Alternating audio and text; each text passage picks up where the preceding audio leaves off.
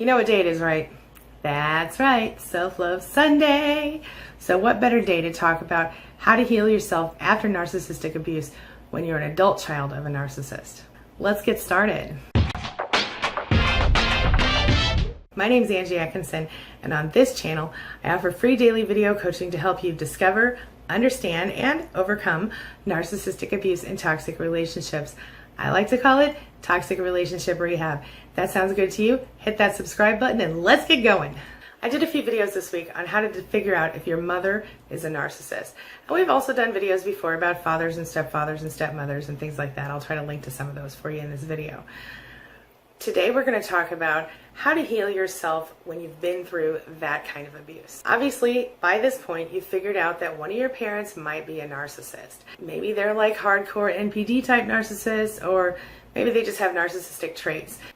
People who become narcissistic parents generally didn't have the best childhood growing up. Can we say that to be fair? Whatever the reality is in your family, and however old you happen to be right now, you really need to figure out what you want to do and move forward with your own life. I'm sure if you're anything like me, that you're ready, you're done being sad, you're done being miserable. It's time for you to take a deep breath, straighten up your back, and move forward. Am I right? Self-Love Sunday, we got to do it. It's never too late. That's what I want to say to you. It's never too late or too early to set boundaries, to process your feelings, to work on the things that you need to work on to heal. Even if you're just a kid living at home, there are certain things you can do to help yourself. If you were raised by a narcissist, or you're currently finishing up being raised by a narcissist, there are some steps that you can take right now to make your healing path a little easier, a little faster, a little smoother. What do you think? You want to give it a try? I think that you do.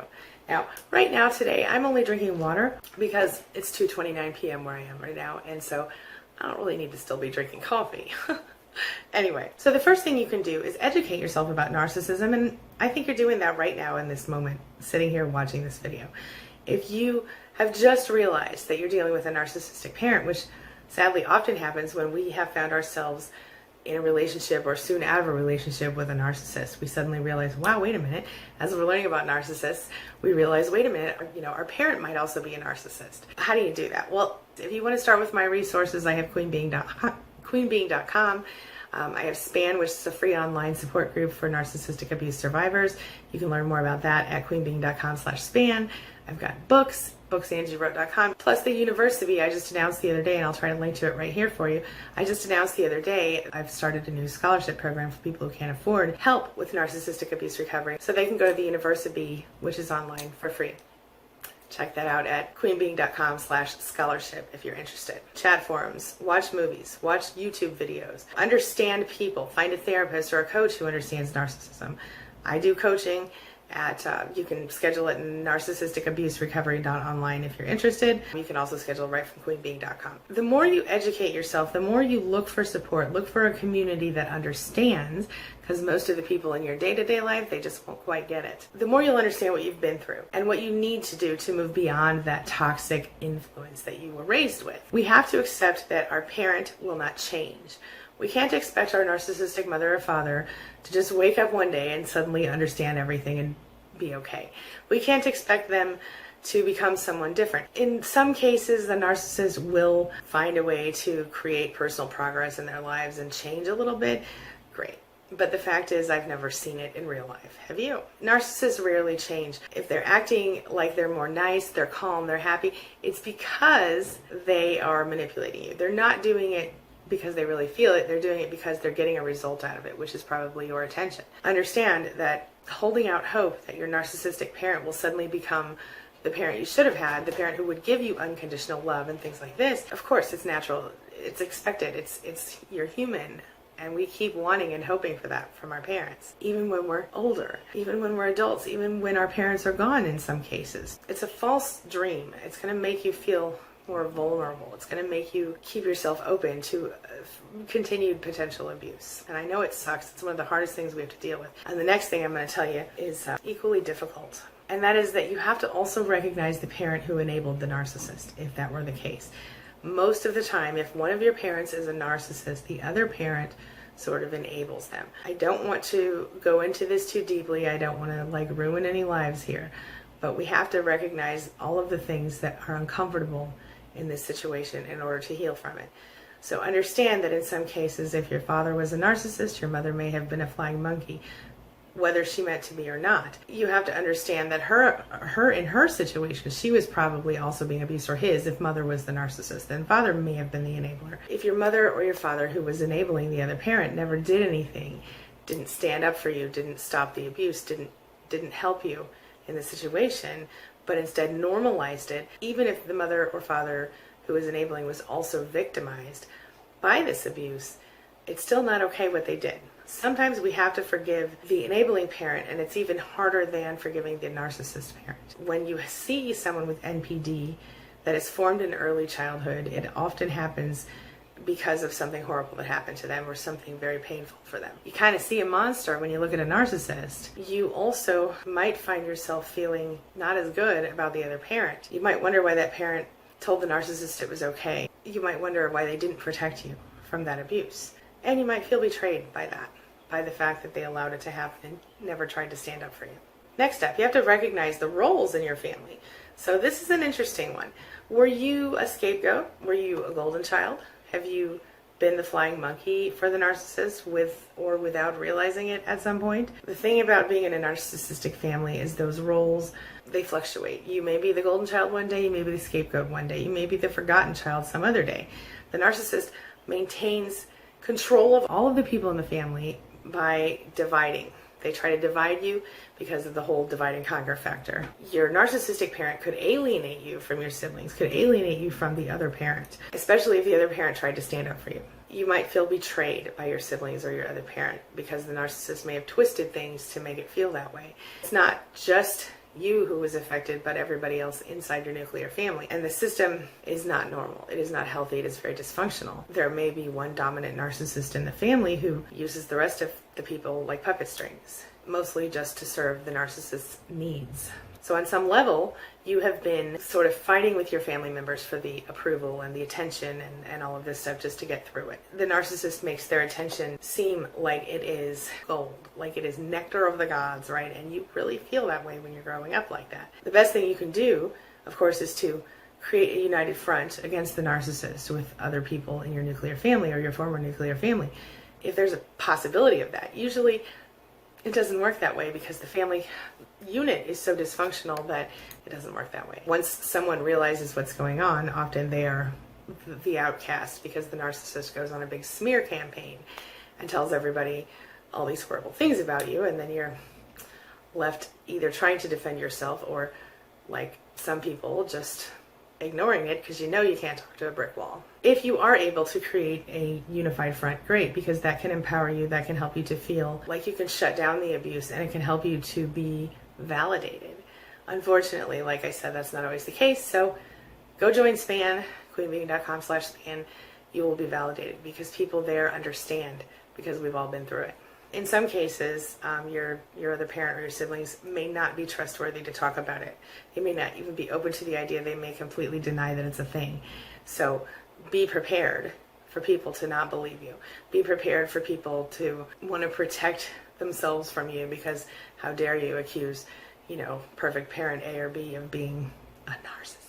Next, assert boundaries. Narcissists are consistently violating boundaries. They see themselves as the center of everything. They see their children as extensions of themselves. If you've been a child of a narcissist, you know what I'm talking about. If you're the golden child, your job is to show the narcissist a mirror of him or herself that makes him or her feel good about what they see, because they see you as, an extension of them. If you were the scapegoat, you will be the person carrying the burden on your back of everything that goes wrong in the family. You will be blamed. In either case, you're objectified. You're not respected as someone with your own identity, with your own beliefs, with your own standards. And in fact, anytime you try to assert your own identity, beliefs, and standards, you are quickly shut down and minimized because you don't matter as much. Next thing you have to do is put your boundaries up without apology. You've been raised to accept your boundaries being walked all over. Your narcissistic parents saw you as an extension of him or herself, as I explained a moment ago. And if you were either the golden child or the scapegoat, you knew your job in the family. In either case, you've got to understand that as a survivor, you have to work on those boundaries. You have to get comfortable doing it, and you have to take time to practice being strong enough to make your boundaries stand up. The first place you start, of course, is with a narcissistic parent, and depending on your situation and your level of abuse, you may want to go no contact. If you don't go no contact, you may want to go low contact, depending on how much they're still affecting your life today. Understand what your feelings are, and remember that you need to start to tune into them again, because for your whole life you were taught that they were wrong. You were taught to ignore your feelings. You were taught to almost hate them, be scared of them, and that they weren't real, that they weren't as real as someone else's feelings. Because your feelings probably conflict with whatever you need to believe in order to survive a narcissist, you learn quickly that only that narcissist's feelings matter. And then, of course, if you found yourself in a narcissistic relationship again after you left your parents' home, you unfortunately were put in a position where you were actually sort of seeking someone else to serve, because you didn't know what to do with yourself if you weren't meeting your mother or father's needs, because you spent your whole life doing that. You find yourself being crushed. You find yourself being ridiculed or being raged against, more likely. If you do rage, you probably found yourself in a really bad situation. You might be shamed. You might be attacked in public. You might be smear campaigned by your own parents. The most important thing you can do for yourself here is, and I want you to listen, is to reconnect with your feelings. The most important thing you can do is to reconnect with your feelings, because this is the disconnect that we've all got. We've all been taught not to trust ourselves, not to trust our feelings, not to believe ourselves. And the fact is that we have feelings, we're allowed to have feelings, and we need to open ourselves and let them in. It's okay to feel things. It's okay to have opinions. You have a right to have opinions. You have to understand, with your feelings, you will figure out who you really are, what you really want, and you'll figure out that about half of the bad stuff in your head is just conditioning you're carrying around from the narcissist. A lot of the things that you believe about yourself right now aren't even true. Your narcissistic parents started pouring that stuff in your head when you were very small, and if you ended up with a narcissist as well, that person has been pouring stuff in your head. Your head's full of shit that's not your fault. Okay? That isn't even true. It's things that other people perceive about you. You get to decide. You decide what's true about you, not someone else. You feel me? Since you have been hurt in so many different ways by this alternative world, this alternative you that the narcissist has created. I talked about this the other day when I said, you don't have to believe the narcissist version of you. You decide who you are, not anybody else. Nobody else. You have to understand, narcissists are always projecting their own inner insecurities onto you. They're always trying to stand on your head so they'll feel good enough about themselves. They feel like they're not tall enough emotionally. You know, I'm only 5 feet tall, but I don't need to stand on anybody's head. Okay? I've learned how to use tongs to get cups out of the high cabinets. Anybody else? Leave me a comment if you're short too.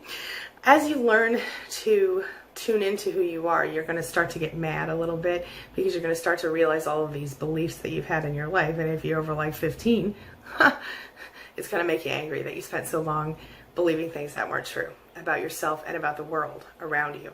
Understand that you're going to have to be patient with yourself. You're going to have to not judge yourself. You're going to have to understand that your feelings are okay. They're just feelings, but they matter.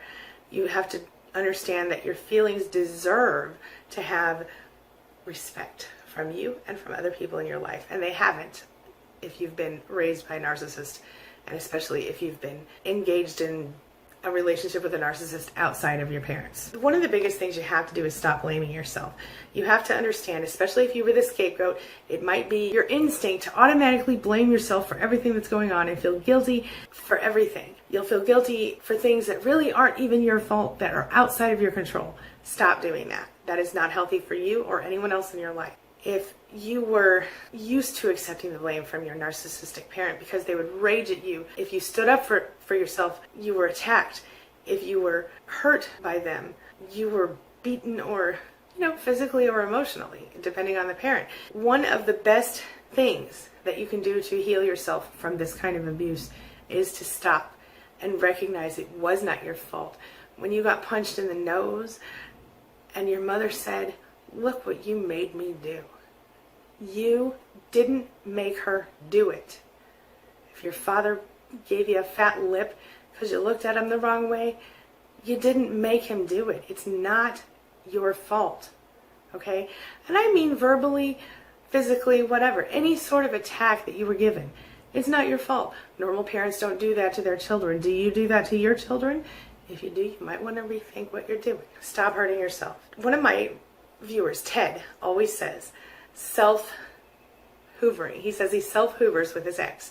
He sucks himself back into her life. And I think this is a really great term that he made up. And I also want to say that the same goes for abuse. We keep beating ourselves up in our heads after we leave our narcissist, because with our parents or our spouses, because when we're beating ourselves up in our heads, we're still hearing their voices. We're maybe not literally, but it is what they have implanted into us that causes us to behave that way. So stop that. Stop. I tell my clients sometimes, for those who like a visualization, imagine that person up in your head going around causing havoc, making trouble, and imagine yourself climbing up a little ladder in your brain and pushing them right out your nose. It's silly, but it really helps to pattern interrupt your thoughts and get you back on track. Think about it. Make sure that you're aware of your attraction to narcissists. If you're sitting here watching this video, chances are that you might be. Understand what you're dealing with, and if you run into one, don't go on a second date, or don't take that job if you can take a different job without a narcissist involved. I'm just going to leave it at that. Honor your feelings. Remember that your feelings are real. Remember that you don't have to accept things that aren't acceptable. And remember that you are the only one who gets to decide what you accept, what you tolerate, and who you are. Treat yourself like you deserve to be treated. Let go of things that hurt you. Attract more things that you want in your life. Constantly vibrate a feeling of abundance, a feeling of peace, a feeling of happiness, a feeling of generally everything going your way. Now, I know that sounds hard to do, especially if you're in the middle of the abuse right now, but the sooner that you can start to let go of the things that hurt you and move forward into the light of what you really want, life's going to get a lot better, a lot faster. What do you think? And now it's time for the question of the day. The question of the day is, can you relate to what I just said? I know it's a lot.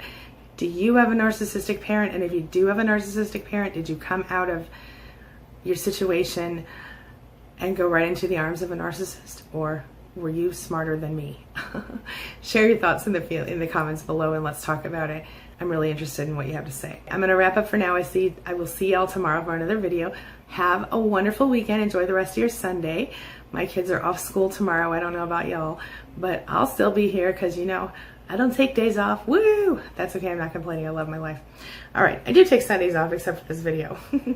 All right, guys. Have a wonderful Sunday. I hope everything's going okay. I know it's hard around the holidays with the family, so keep your chin up.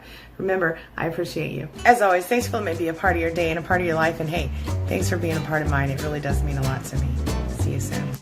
By the way, I'm going to roll you out with a little Easter footage, just a little tiny bit, of the baskets I made for my kids last night.